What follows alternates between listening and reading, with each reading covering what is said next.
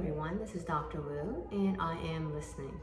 Together, we're going to navigate through, we are going to thrive in, and we're going to grow from this present crisis or any other future traumas. Together, we're getting better, we're getting stronger, and we are definitely starting to get healthier. So what I'm hearing this week is a little bit more concerning. It's been a tough week. I'm hearing overwhelmed, fears, feeling alone, burnt out, and also some despair. There's definitely danger and crisis and trauma and so forth. So we're going to take a deep breath in because we need to have that mind-body relaxation so that, again, we can activate the mind, the brilliant mind, and calm down the critter brain, which senses as a heightened, enhanced sense of danger and threat these days. Take a deep breath in through your nose. 1, 2, 3, and we'll exhale 5. 2, 3, 4, 5. Get your shoulders, shrug it up to your ears. Inhale. And exhale. Drop those shoulders down. Inhale. And exhale. So this week, I am hearing despair. And this entire week, I've been really focusing on how to address my tribe, my personal tribe, because of the death of a colleague that I did not know personally, but I know because same background, ER attending physician, Dr. Lorna Breen, lost her battle to the COVID pandemic because of actually post-traumatic stress and the suicide. So there's been an urgency that I really have to address specifically this session to our ER physicians that are frontline. And of course I feel compelled to do that because I am an ER physician and I was in the front lines with Desert Storm 30 years ago, and there were definitely some traumas. The trauma definitely did make some changes in the structures. Now that we know scientifically that does affect even the brain structures, and so there are things that we do need to practice to mitigate such injuries. So again, that's a very heavy subject. Let's take a deep breath in. Breathe in deeply. Breathe out. Breathe in deeply. And breathe out. Breathe in deeply. And exhale.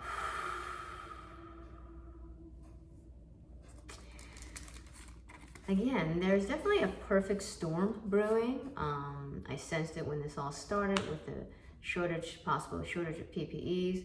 So what's happening right now for us ER physicians, that it's sort of a perfect storm because, there was this administrative issues, right, with the lack of PPE, kind of like my Kevlar, me having to scrounge up Kevlar to protect me and my troops as we went into enemy territory. There has also been some just discrepancies in power, from the administration, hospital administrators to the doctors, and there's also always gender prejudices and maybe even some abuse of power with some residents and medical students.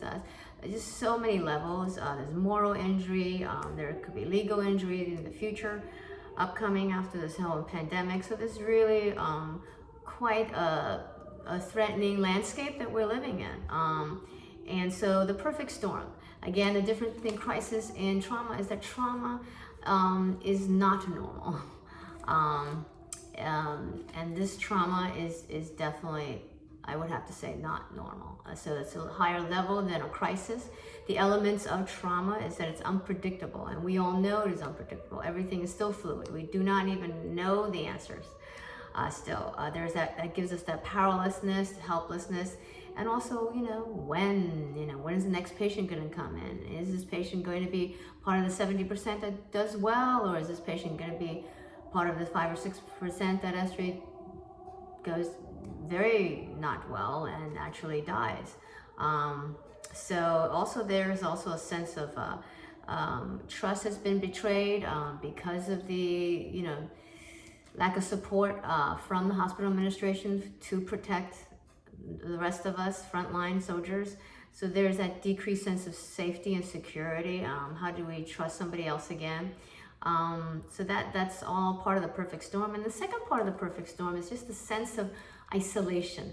And unfortunately, this pandemic with this, we already have a heightened sense of that people can be dangerous, or situations can be dangerous, but then with the isolation and the infectivity of the virus, our soldiers, our medical soldiers, our frontline soldiers actually had to also deal really with isolation. And after work, you went home, and again, because of this sense of danger followed you. You wanted to protect not only yourself, but now you have to protect your family. You don't want them to get ill. You don't know how they're going to do. Are they going to, if they catch the virus? So there's just such a perfect storm of isolation, timelessness, helplessness, powerlessness that really is just a setup for post-traumatic stress. And post-traumatic stress is not a disease or illness. It's actually a very natural human response to trauma. Right? It's post-traumatic stress, burnout, shell-shocked, other terms that we used before we gave it, clinical diagnosis. And so just to review some statistics, women are twice as likely to have an issue with post-traumatic stress that could go into from the response to the illness and to so on.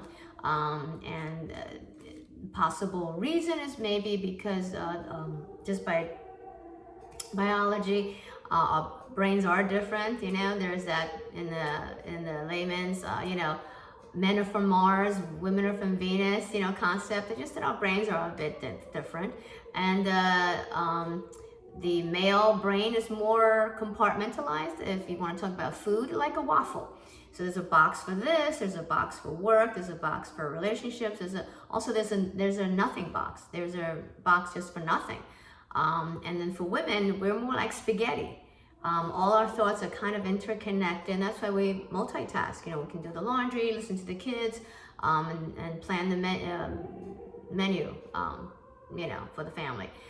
So because women are more, the brain is more like a fluid, kind of all connected, interconnected spaghetti, then if there is a trauma in one area, then it's very hard to kind of separate that trauma from the rest of the life, and that trauma may affect the other parts of the life.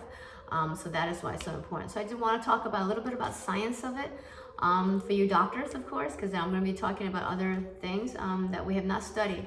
And the self-care we have never studied or learned in medical school. So I really, this is just an urgency. Number one, there are 3 parts to, we're going to just break down the brain, kind of the 3 parts, okay?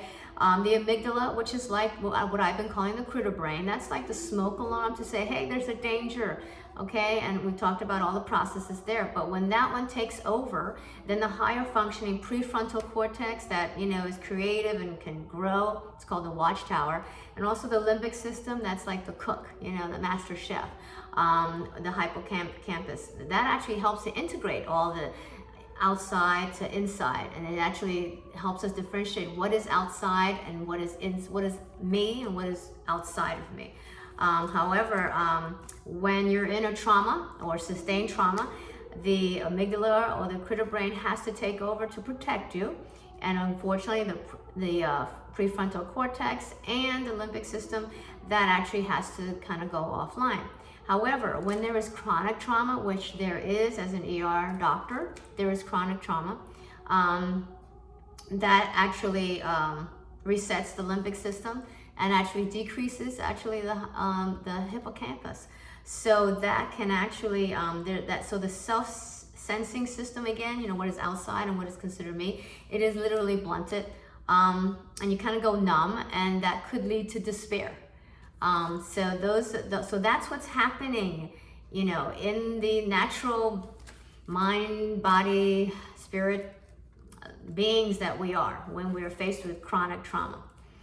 And so the thing is, what can we do? Because right now we can't control the pandemic, or we don't know the outcome yet. It's still, so we have to accept that that is the case. So what is that we can do? Because there are things we can do. And these are concepts that were there, but now it's been proven because of MRI and other imaging modalities, right, with EEGs. There is a concept of neuroplasticity, which is that the brain can change with mental exercise, that actually with the way we think and the way we feel and the choices we make can actually, our mind can actually change our brain structure and brain function, which is really amazing, which is wonderful, and that's what we need to concentrate on. So that's really what all this mental regulation is called. What is that? That is all the mind management skills, because it is so important. And again, this is more in the realm of psychology, so we may not have really dealt with this too much in medical school, but it's kind of important at this point, and at this point it's vitally important. So number one, and this comes from actually Dr. Ron Siegel, and also another Dr. Ron out of Rochester Medical School. And so basically the question is, what can we do for the ER physician that is in the front lines? So there are actually 3 things that you can do while you're at the shift. And again, this, you're not going to be able to control it, but see if you can and see if it'll help. Number 1, just check your emotional temperature. You know how we're all checking our temperatures now, right? In any clinic setting, in the clinical setting, especially I'm sure for you guys in the ER. So just do an emotional temperature, just with your, with yourself, and actually in the future, after, I'm going to also talk about body check, but just emotional temperature, how am I feeling, and it's okay. Self-awareness is actually very good.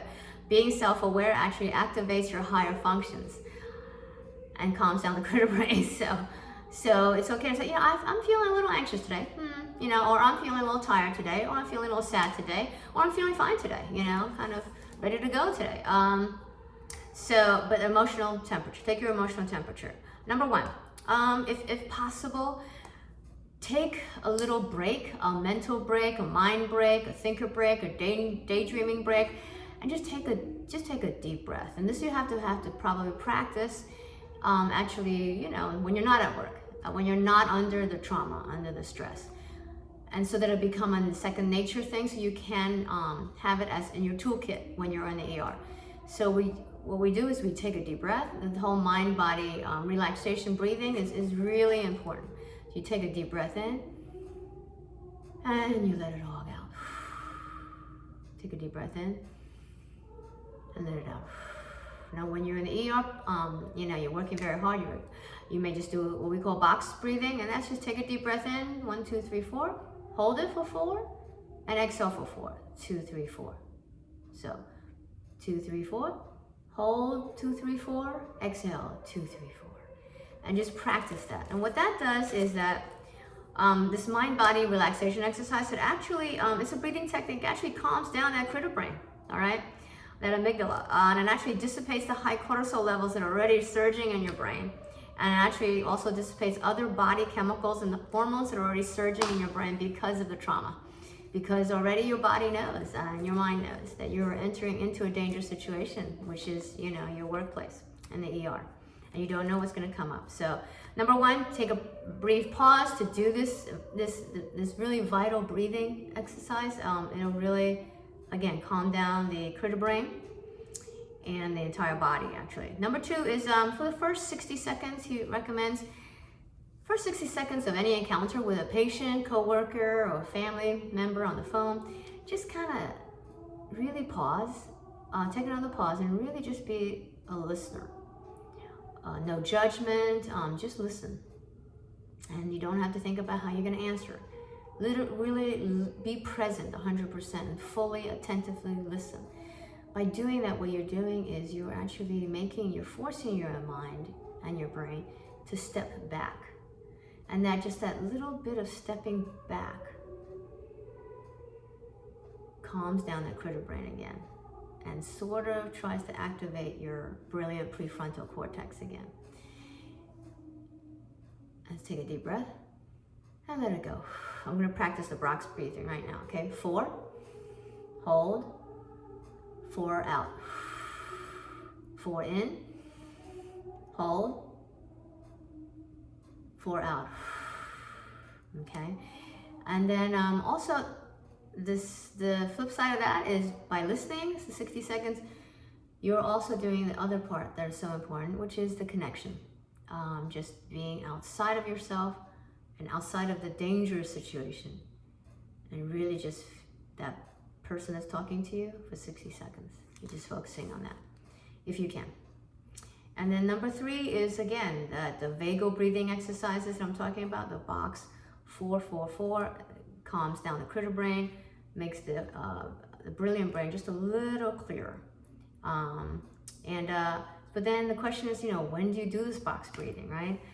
So there's a bunch of discomfort zones that are described by Dr. Leaf on her Switch app, and it's only like, I think, $30, I think, Switch app. And that's really kind of, you may want to investigate that and really just check it out, because especially in the ER, her system is so scientific, and we love scientific, and also so practical, and maybe a nice thing to put into your morning routine, actually, or even night routine when before work or after work, just to process things, to kind of, again, manage the mind and manage this trauma. And so there's a discomfort level 1, and that's when you're just aware things are a little bit on the threat level, kind of DEFCON, level. And for us ER physicians, I'm thinking that's going to be already there the minute you go into the ER. And I think for you in a normal shift, you're already on that level, because any moment a code can come in. That's what we've been trained to do. That's what we do. So I think for us, it's probably going to be, we're going to probably notice it with discomfort zone 2, which in the zone 2 is when actually there's physical manifestations of the stress that is going on. So that would be shallow breathing and fast heart rate. Not sure in the thick of things how often or how self-aware we would be about that. But if you do and practice it when you're home and you are aware, then that would be a good time. Like right now, I would go in for 4, hold for 4, exhale for 4. In for 4, hold, exhale for 4. So that's what you can do possibly in the ER.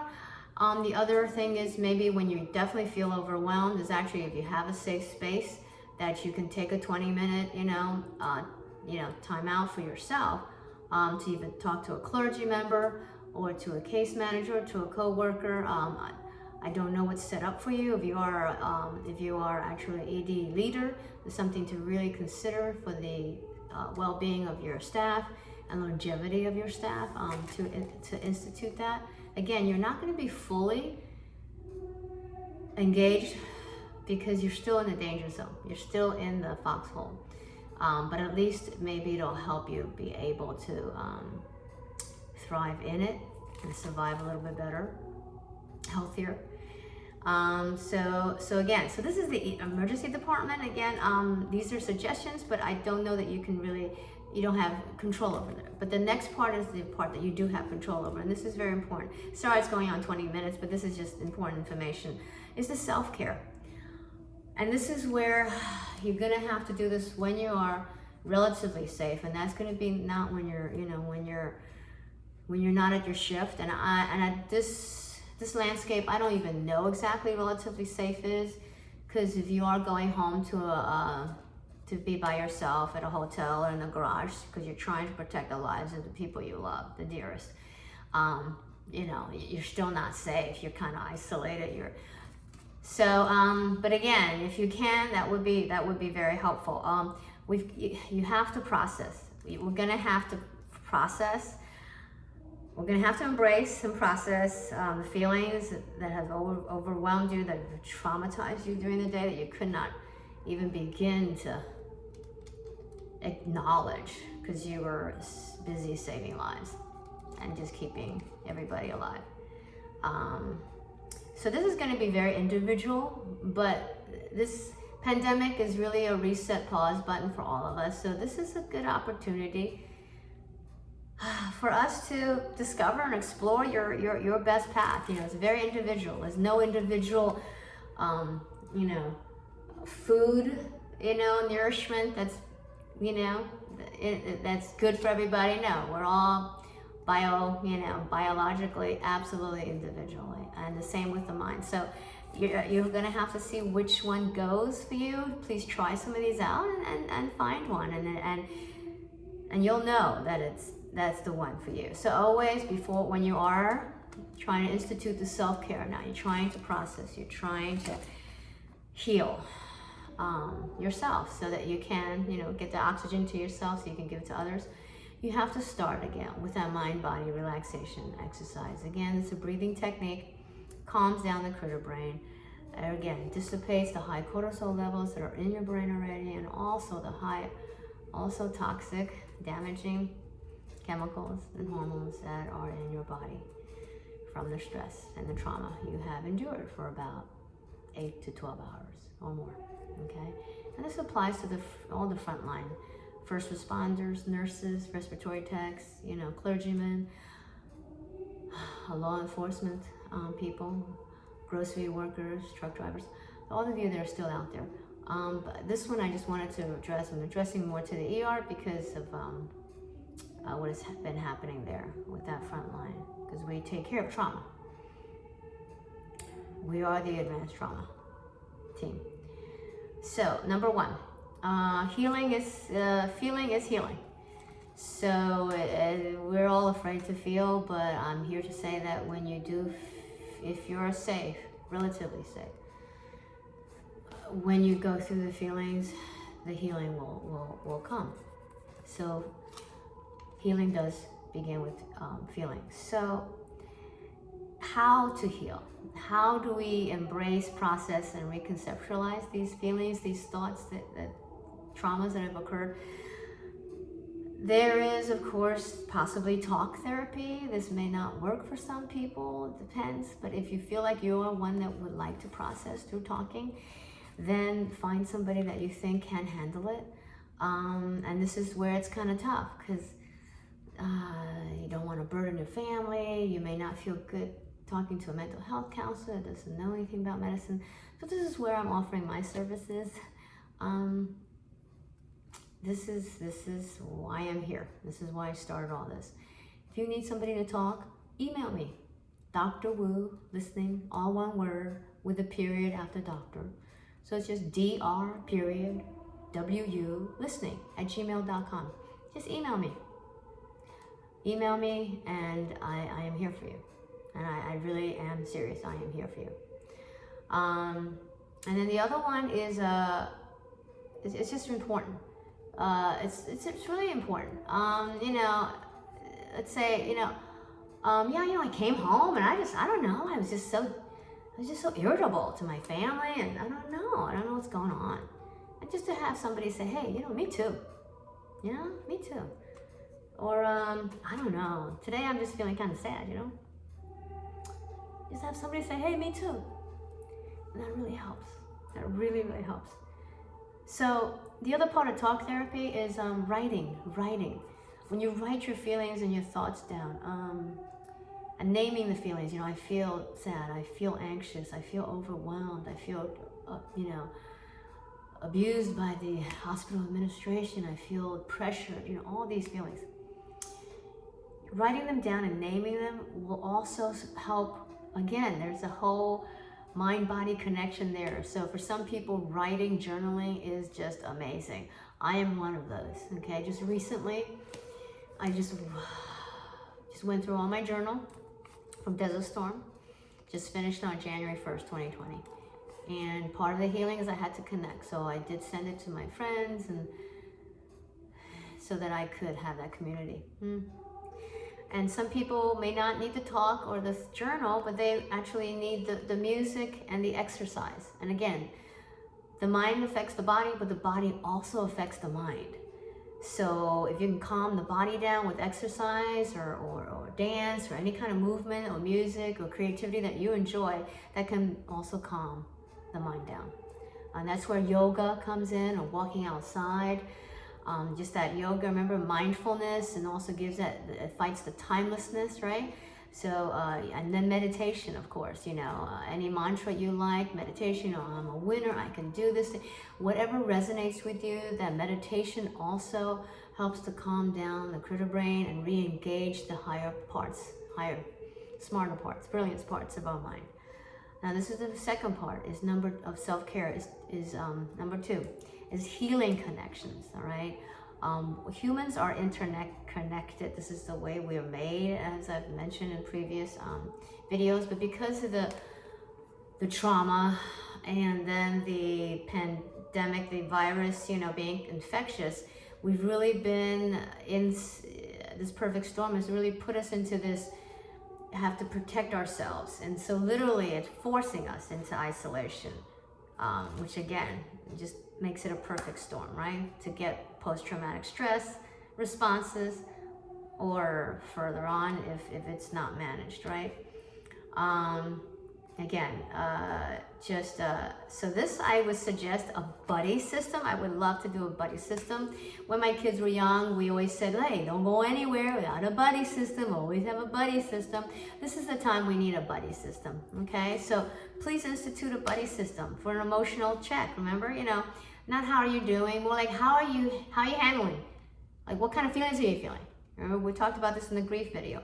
Not how you're doing, because most people say, I'm okay, I'm fine, okay, hanging in there. No, those are not sufficient enough buddy emotional checks right now, okay? You need to ask your family. These are the signs. In my other video, I've mentioned all the signs of trauma, what you're gonna have: numbing, dissociation, hypervigilance, irritability, all these things, okay? You have to make sure your family knows about this. You have to know your coworkers know about this, and you have to know your friends know about this. If because you are like normal, highly functional, you know, amazing ER doctor, you are just so busy with your career, you haven't made these connections yet, then that's what I'm here for, okay? Dr. Wu, listening@gmail.com. If you don't have these buddy checks, I will be your buddy. I'm volunteering, okay? This is what I'm doing, this is what I'm committing to, and that's it. End of story, all right? Number 3, connect to your higher power. Again, whatever gives you strength and gives you any bit of hope, just to give you that bigger picture, you know. Again, just, you know, when just for me, I go when I'm in the scripture and I'm reading about how God has formed the stars and the sun, and just and everything to revolve, you know, and just you know, the earth to revolve around the sun, and the moon to revolve around earth. That whole bigger picture it calms down my critter brain. It does, and it just activates. It just totally lights up my whole prefrontal cortex, limbic system, processing, whatever. And I'm just in a higher level, really. Okay, and again, there's absolutely no shame. No shame. And this, I have to talk to you, my ER doctors, okay? We're used to being the heroes, right? We're used to being, you know, well, I'm the strong one, I'm your defender. You're sick and dying, well, come on, I'm gonna stand between you and death itself.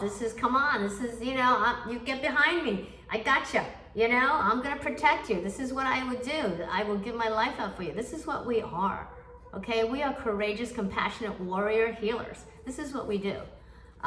So there is no shame in any of these feelings or what's going on with your brain and with your thinking, feelings, emotions, attitudes, whatever. Because guess what? Scientifically, your brain has been changed, okay? It has been it has been affected. Your hippocampus has been decreased. I am so sorry to tell you that, but it's okay. The brain is so amazing, and with our mind, we can actually go around it, and it's not like we're gonna get any dumber, okay? We're actually gonna be more brilliant with this mental exercise, with this management. We've gotta do this. This is what we have to do. This is the mental health we have to do as doctors right now, okay? From this chronic trauma. We have sustained chronic trauma. That's it, end of story. So we have to have this self-care, all right? Remember, no isolation, please. No isolation, no excuses. You have no excuses now. Dr. Wu listening@gmail.com. Dr. Wu listening@gmail.com. From 10 p.m. to 6 a.m. Eastern Standard Time, I am asleep, so I won't be around. But you leave an email, I will contact you. That is what I will do. Because I am your designated buddy until you can form a whole buddy system yourself, and I will walk you through that process to make sure you do have a whole buddy system and community and tribe. Remember my dream. My dream is to have a network, right? So that no one will be lost. Okay, Dr. Lorna Breen, she fell through that net because we don't have a net. So I don't know how to make a net, so I'm gonna be the first part of the net. So there, I welcome any people that wanna come help me do this network. Remember, my love, compassion, sympathy, comfort, healing to the whole Breen family. She was a hero in life, but she's a compassionate warrior, healer, like the rest of us. But she's also a hero in death, like her dad, he asked us to. Remember, she is a warning to all of us, okay?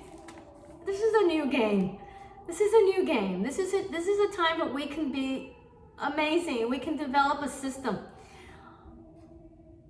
I started this dream because a few months ago, I had read about an ER doctor who was retiring and was drawn into a frivolous lawsuit. And he couldn't handle it after all the traumas. We have sustained quite a bit of trauma, guys. Okay, this is the whole topic. The moral injuries we have seen, the traumas that we have seen, okay? It's not normal, okay? It's not normal to have seen so many people coded and die. It's just not normal, all right? It's not normal to talk to so many family strangers, just strangers, and just tell them, oh, I am so sorry, your family member just died. That is not normal. And there's been a lot of trauma. It has to be addressed. Anyway, so that doctor with the lawsuit also died from suicide. So then when this happened with Dr. Lorna, I just have to jump in, and I'm sorry it's 32 minutes now, but this is life and death. So there. Number one, self-care. Yes, mindfulness, mental self-care. We've never been taught this in medical school. We are going to master this because, hey, we're brilliant people. Hey, we made it through medical school. We made it through a ER residency. Come on. We're like, I hate to say it, sorry y'all. You know, you guys can plug your ears, but us ER doctors, we know we're the bomb. Okay, so this is something we're gonna master. I'm mastering it. Okay, last 3 years, and now it's been just anyway on steroids. Number one, self-care. We're gonna do this mindfulness. Okay, we're gonna embrace our feelings, thoughts, attitudes, choices. We're gonna embrace it. We're gonna learn to process it. We're gonna learn to reconceptualize it. All right, we're gonna make our minds even more brilliant, because that's what we do. We're gonna master the whole mind, body, breathing technique. There's 3 in, 5 out. There's 5 in, 7 out. When you are really stressed, breathe in for 7, and then exhale for 11. All right, and I'm sure there's way more breathing exercises. Oh, yeah, that's right. The other day I found something else that's very interesting. I'm looking into that. And the whole mind-body connection, all right? We've got to master that. The yoga, the meditation, the exercising, pushing yourself, Kilimanjaro. I mean, we can be brilliant in anything we set our minds to. And this is what we're gonna do. We're gonna make sure that after this pandemic, that we are actually collectively going to have this whole mind management, mind, body, spirit management, self-care down to a science, okay? but always learning still. But we're gonna have some kind of basic training for our medical students. That's what I'm working on. I wanna get a curriculum for our medical students out there, okay? We've gotta be armed. We have to be armed for our medical career. And then 2, healing connections with people. We've got to teach that too, okay? We've dedicated our entire blanket lives, okay, to other people through our careers, which takes a whole lot of hours. So there was not enough hours to make those people connections. We're gonna change that, okay? And I am here. I am here until you can make those connections, and I am here. We will make those connections for you together, okay? drwoo@gmail.com. Number 3, the meditation, the singing, the connecting with your higher power. Find it, explore. This is a segment that we've never even addressed, but it's there, it's there. People that pray, they just heal better. It's scientifically proven. So let's explore, okay? And all our physicians that have died, we're not going to let that happen. We're not going to let the suffering be in vain, and we're going to do all we can to prevent further loss of life, loss of quality of life, loss of enjoyment of life. We are, and that's what we're here for. So again, I'm Dr. Wu, and I'm listening. And you know me, it helps me. And I dedicate this, I don't know if I can do it without crying, but I've been crying for days this week, you all, because of Dr. Lorna.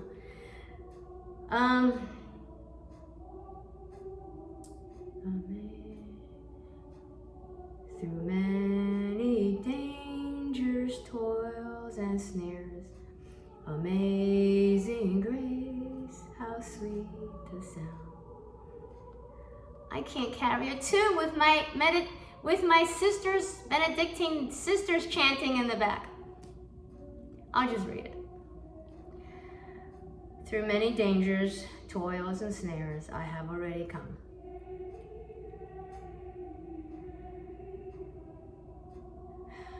'Tis grace hath brought me safe thus far, and grace will lead me home.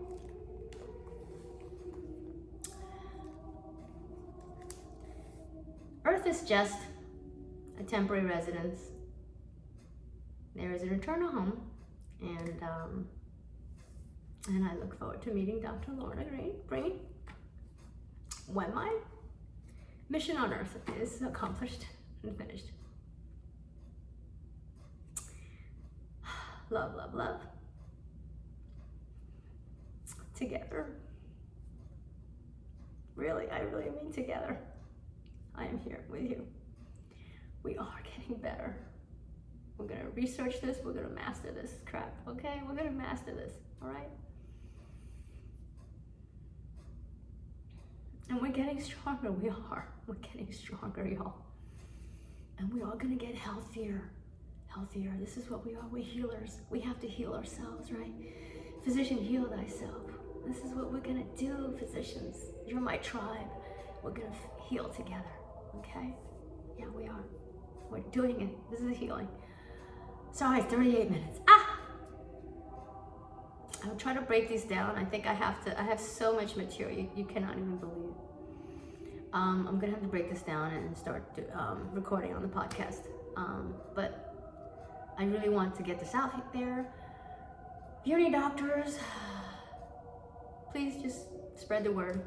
I really am here, and this is what I am dedicating myself to, because I also had my dark night of the soul. It happened a few weeks after I came home from Desert Storm 30 years ago. And my brain had been hijacked, right, from the chronic trauma of war. But no one could tell me that. And I did feel all alone and isolated. Because when you come home, or when you just feel you're different after a war. and you don't feel that other people will understand. That's not the truth. The truth is we are here. And the whole world this time, thank God, globally, is actually suffering the same trauma. So we don't have to let that happen. And by the grace of God, I did survive. But only her healing journey lasts 3 years. So I am here. I am here.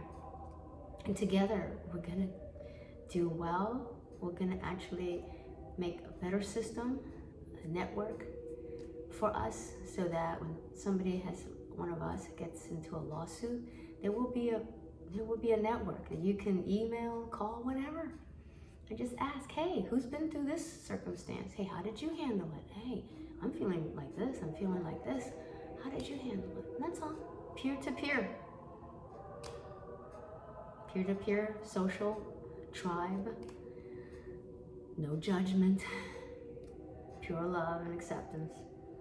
Just here, just listening. All right? And we're going to do this thing, all right? Lots of love, lots of healing from the great physician, and victory, because the victory has been attained by the great physician, Yahweh, Rapha, the Lord who provides, Jehovah, Jireh, Shalom, peace.